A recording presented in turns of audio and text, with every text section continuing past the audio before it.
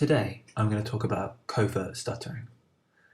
It's something that most of you will never have heard of or noticed, but you've almost certainly come across people who struggle with it. People with a covert stutter work very hard to pass as fluent. Welcome to the secret world of covert stuttering. First, I'd like to say something about stuttering more generally.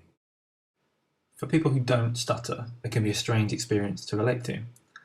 You might think that speaking is a fairly simple process, but it's really complex, and it's a bit of a miracle that most of us do it effortlessly most of the time.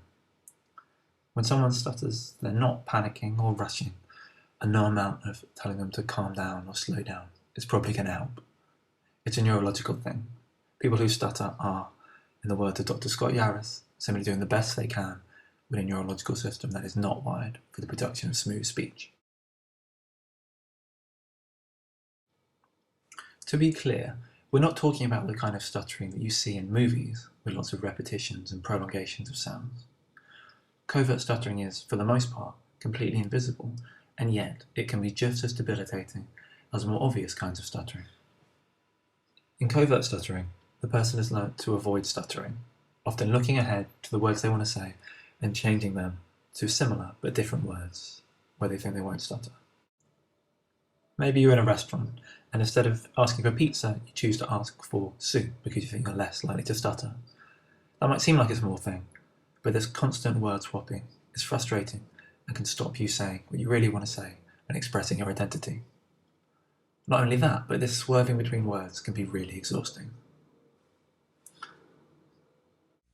Or a person with a covert stutter might avoid situations where they think they're going to stutter, for example, talking on the phone or meeting new people.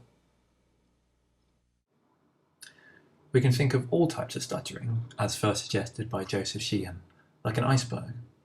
The ice above the water is what others can hear and see of our stutter, the repetitions, etc.